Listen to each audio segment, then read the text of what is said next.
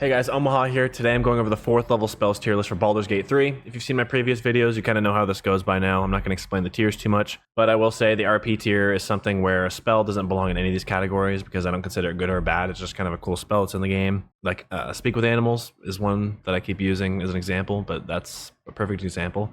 That's where I put that. It's not a good spell. It's not a bad spell. It's just kind of there for roleplay purposes, in my opinion. And I put trash down here too. So sometimes I have trash spells, and let me tell you, this tier list has some trash spells. So those are spells I'll never touch. So I don't want to do too many tiers, so I put them in the same one. Anyways, let's get into the video. So our first spell is Banishment.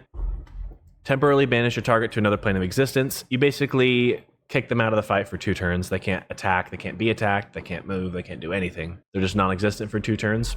It's a concentration spell with a charisma save, and you can upcast to affect additional targets. Ideally, you use this to kick a boss out of a fight so you can clap everybody else, and then by the time he comes back, it's just him, and then you beam him down with your whole party, and it's certainly really good at that. Overall, I'd say a really good spell. I personally actually don't use this spell that much because I'm not crazy about it, but I'm not going to lower it because I don't necessarily like it all that much. It's not that I don't like it, I guess. I just prefer to use other things, but it's a good spell, so A tier is where it goes. After that, we have Blight. So it deals 8d8 necrotic damage to a target. Plants take maximum damage from the spell and have disadvantage on the saving throw against it, so they'll take 64 damage guaranteed. And I went ahead and looked up what plants are in this game because I already knew that there weren't very many. There are the Blights, which are in Act 2, the Shadow Curse Blights in Act 2, and there's the Myconids in Act 1, and there's also the Grasping Vine and the Woodwood. So there are basically no opportunities to use this part of the spell, seeing as you usually get your 4th spells at level 7-ish, and that's kind of where Act 2 starts. So I guess you could use it on these guys, and that's about it. There's not really anything in Act 3 to use it on. So yeah, that part of the spell, you can basically just consider it non-existent. The damage is pretty good, though, and it's only on a single target, but hey, they can also use a save, Constitution save, to take half damage. But it's good damage, and it's necrotic damage. I like necrotic. So I'd say it's a solid B tier. After that, we have Confusion. So you befuddle a group of creatures, causing them to attack at random, wander around aimlessly, and occasionally skip their turns in the stupor. So that's really good, skipping turns. Well, even attacking random enemy or their allies and stuff is a good effect. This is an AoE as well, of 6 meters or 20 feet, and it's a concentration spell. Upcasting is going to increase the affected area, which is good. That's actually pretty good for upcasting. The problem I have with this is it's very... you don't really know what you're getting out of it. It's kind of RNG. So you can get really good effects from it. You can kind of get the whatever ones from it. I just think there's better enchantment spells to use, and there's better level 4 spells to use. But it's not bad at all. I think it's certainly good. It's just hard to say because it's RNG. So I'm going to put it in B, and I think that's pretty good for that one. Our next spell is Conjure Minor Elemental. So this conjures a minor elemental. And you have 3 options: the Aether, the Ice Mephits, and the Mud Mephits. My preference is towards the Mephits. I think they're better overall. More specifically, the Ice Mephits, because they're cold damage. You can double that against wet targets, but they're pretty similar otherwise. So I'll go into these. So you have the Aether.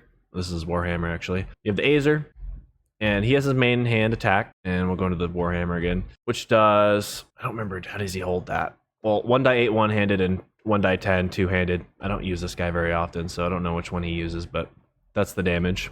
And then he has Searing Smite, which does that weapon damage plus 1d6 fire damage on top of that. And that marks them with Searing Smite, so they take 1d6 fire damage per turn as well. Then they have Overheat, so you do 1d6 fire damage in an AoE around you, I believe. Yeah, all nearby creatures take damage and start burning fiercely, where they'll take 1d10 fire damage per turn. So that's pretty good. Then we have the Ice Mephits.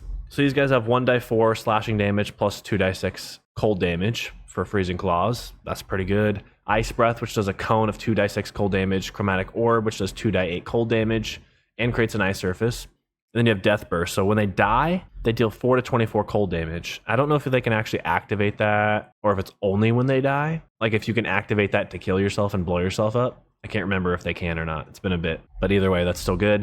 And then they can fly. So that's pretty strong. Remember, you can double that against wet targets. And then there's the Mud Mephits, which is basically the same, except bludgeoning damage. I'm trying to see. Oh yeah, Mud Breath, I guess, is a little bit different, where you belch mud and it restrains the target, giving them half movement speed. And you'll have attack roll, you'll have advantage on attack rolls against them, and then their attack rolls have disadvantage. So otherwise it's about the same except bludgeoning damage. So yeah, the Mephits are better than the Azer in my opinion, but overall the spell with its versatility and everything and being a summon where it has its own economy, takes hits for you, all that, summons are usually pretty good, and this one's actually really good because you get the Mephits summon 2 of each. So that's pretty good. Then, actually, right, summons 2, right? You gotta double check that. Okay, yeah, summons 2, so I was right. And then after that, we have an insanely overpowered spell. Did I already put that one in?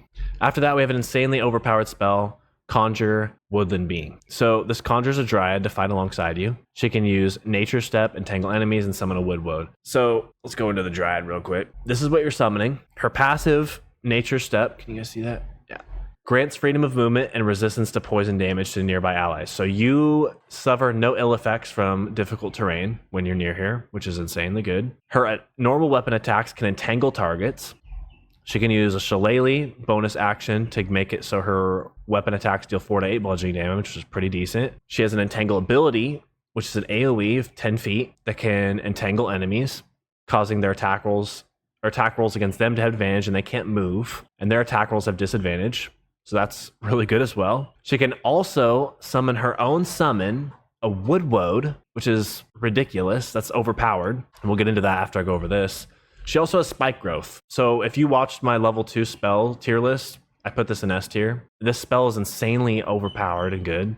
And she gets it concentration free and spell slot free. It's busted. It's ridiculous. I don't know how that's even a thing. Yeah, the spikes are difficult terrain, halves their movement speed, and they take 2d4 piercing damage every 5 feet they move. It's stupid. Not sure if you guys can hear that chirping in the background. I guess I'll find out when I get into the editing for this video. But yeah, I got ducklings behind me. I showed them in the last spell tier list video. So yeah, I'm trying to bribe you to go watch that video. But I guess I'll put them on in this video.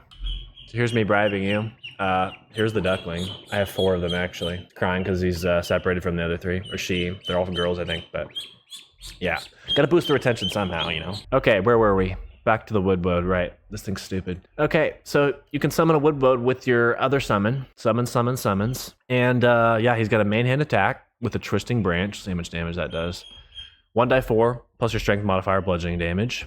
So it's kind of weak, but hey, it's damage. And he has Entangle, which does an AoE, difficult terrain, entangles creatures within. We already went over that with the last one. And then he has Wode's Ensnaring Strike, which is a bonus action. 1d4 bludgeoning damage. Your attack summon Thorny Vines, dealing weapon damage and possibly ensnaring your target. And the ensnaring, they can't move and they take 1d6 piercing damage per turn. Attack rolls against them have advantage, while the creature's attack rolls have disadvantage in their dexterity saving.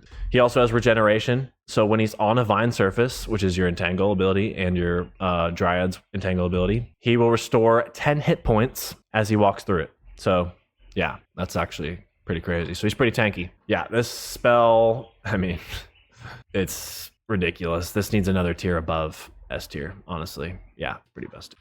After that, we have Death Ward, and Death Ward protects a creature from death. The next time it would take damage, that would reduce it to 0 hit points. It remains conscious with 1 hit point left. So this gives you the Half-Orc's passive racial ability. Can't even talk. His racial passive ability. So yeah, if any attack's going to kill you, it'll just get you back up with 1 HP. Concentration free, which is nice. If this was concentration, that would actually suck. It lasts until a long rest. It's a good... I mean, the effect itself is pretty good. I mean, it's not really all that amazing, I guess. I don't know. Personally, I think there's just better uses for a level 4 spell slot. And then its interaction with Magic Missile, I thought it actually downed on the second missile, but according to this, the second missile will not down. It's the third missile that will down them the second time. So, I don't know. That's kind of confusing, but honestly, I don't think the spell is all that. It's not bad, but I think it's like a C tier spell. Next up, we have Dimension Door. Teleport yourself and up to 1 adjacent ally to a place you can see. The ally cannot be larger than medium. No upcasting. The ally has to be within 2 meters or 7 feet, which I think kind of sucks. I know people probably like this spell. This could be a hot take, but I think it's just a C tier spell. I guess maybe the logic behind it is Misty Step's a level 2 spell, and you're teleporting 2 people, so 2 times 2 is 4. I don't know. I don't really like using a level 4 spell slot to teleport myself and an ally. I don't think it's worth it in my opinion, when you could use Enhanced Leap or Misty Step just to get yourself there. So that's my logic behind it, but maybe I just haven't used the spell enough. I don't know. I haven't really used it a whole ton because I never really cared for it.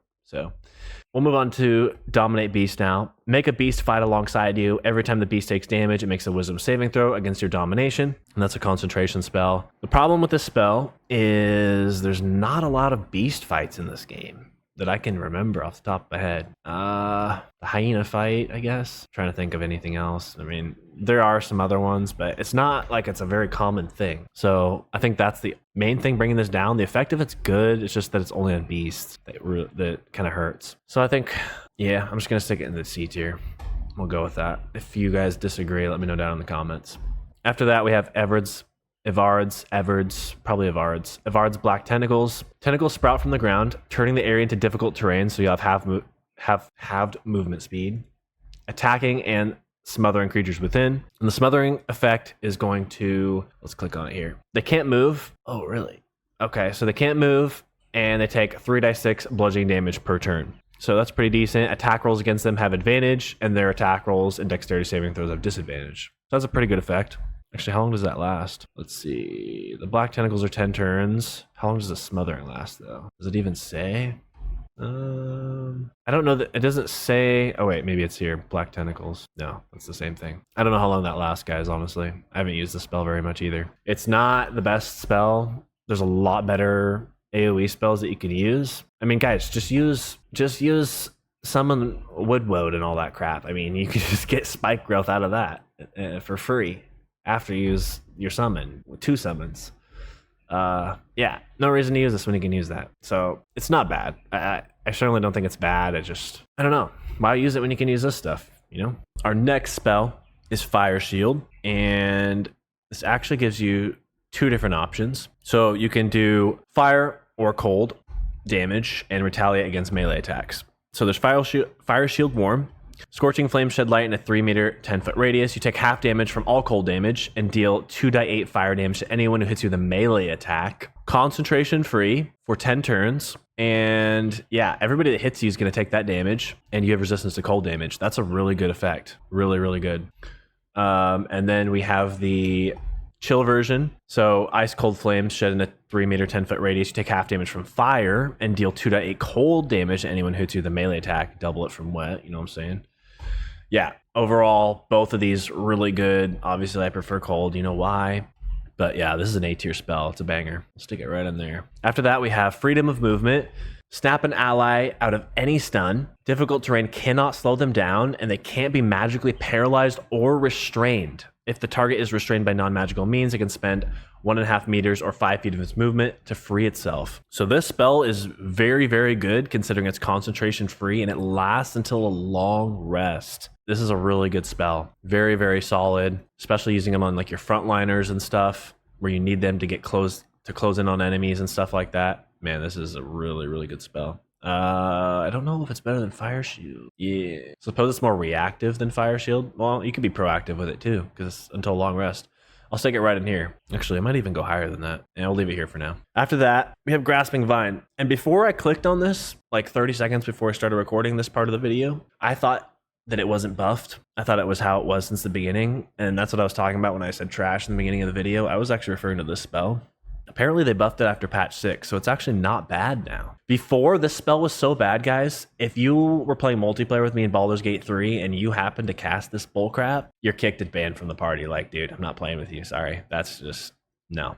But seriously, it got buffed. So before, this spell had... Now it has an armor class of 13. It's 26 hit points. Before, I want to say the hit points were like 5. I'm not even kidding. It was like 5. And the armor class, I know, was like 10. So it was bad, like really bad. And on top of that, now it summons Twisting Vines around it, which is actually pretty good to do the entangled effect. Before, it didn't have that either. And to top it off, it was a concentration spell.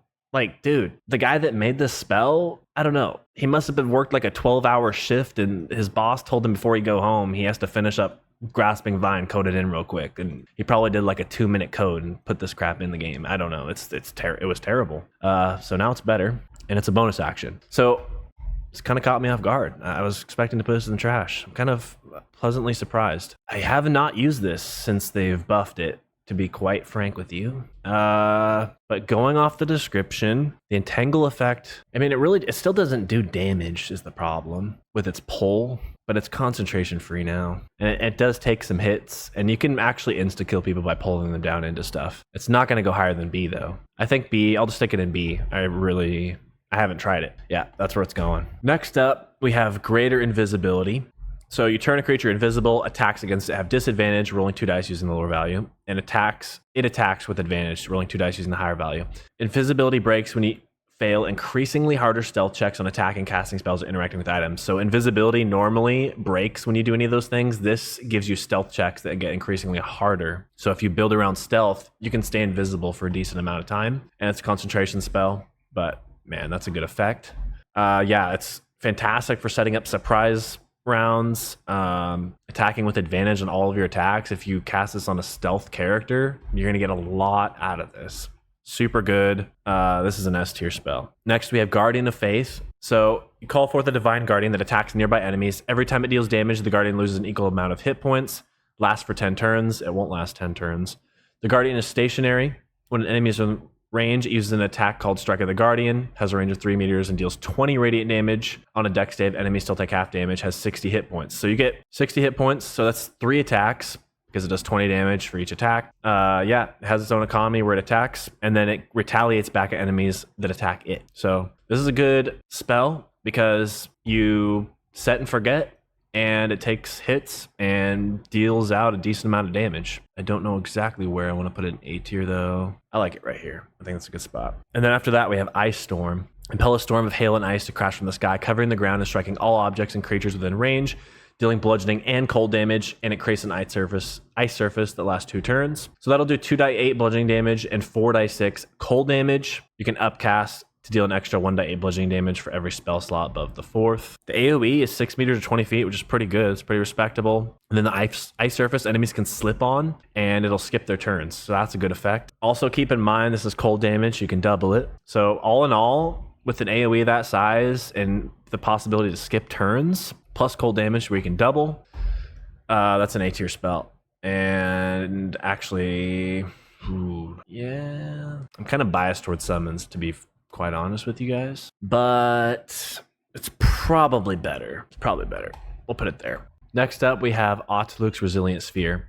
Enclose the target in a sphere of shimmering force, reducing its movement speed by half and blocking all incoming and spell effects. The sphere reduces the target's movement speed by half and also prevents it from casting spells or dealing damage. So they can't take damage, they can't deal damage. This is effectively Banishment, but for 3 turns, and they can still move a little bit.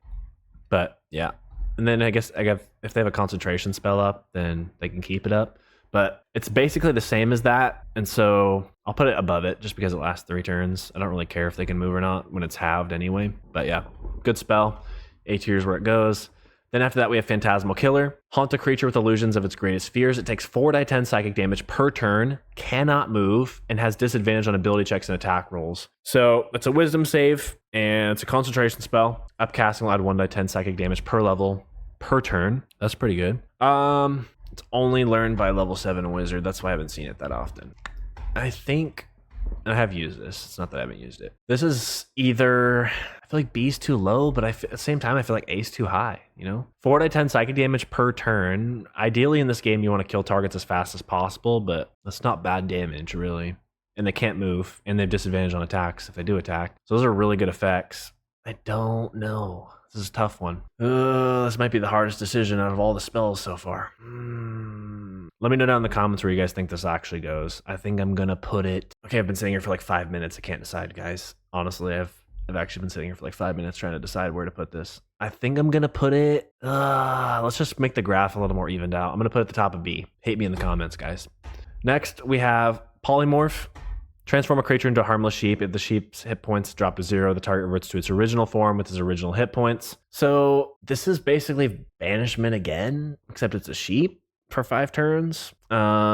Sheep has 3 hit points. So it's kind of like Banishment, I guess. Like, unless you have AI that attack it and bring it out of this form, it's going to keep them in there for like 5 turns, or if your concentration breaks or whatever. But since it's so similar to these, I mean, these 3 are basically like the same spell almost. I think I'll put it... It's probably worse though because it's just a goat or a sheep. I don't know.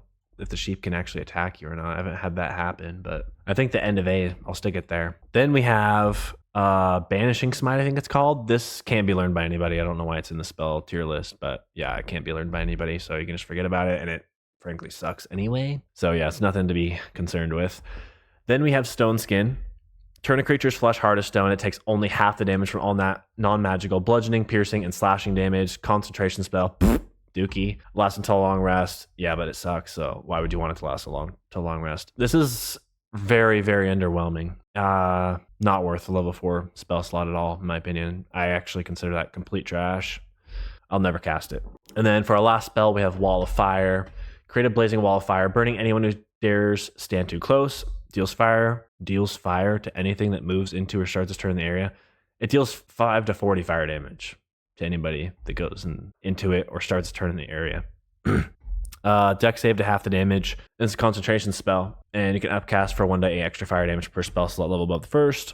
The AoE is 100. Well, it's not AoE, I guess. It's a 120 foot or 36 meter line, which is huge. That's pretty big. So you can just wall off an entire area and make enemies come through it. Really good spell.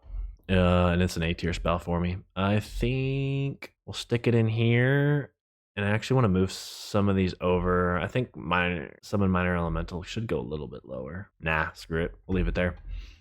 And that is it for my tier list. Subscribe if you guys enjoyed this video. Like I said in my previous one, I'm probably going to be moving away from Baldur's Gate 3 soon, unfortunately, because, it's like 9 months after release, and I'm not getting nearly as many views as I was before. Part of that is due to consistency. I haven't been very consistent. I've been extremely busy, but I am getting a little burnt out of doing Baldur's Gate videos as well. So this is kind of for my mental health, I guess, at the same time. Not mental health, but I'm just really getting burnt out of this. So yeah, I'll probably be moving away from Baldur's Gate. So if you want to see more of me, subscribe if you want that. I mean, maybe you do. But like the video if you enjoyed the video. Thank you guys for watching. We'll catch you in the next one. Peace.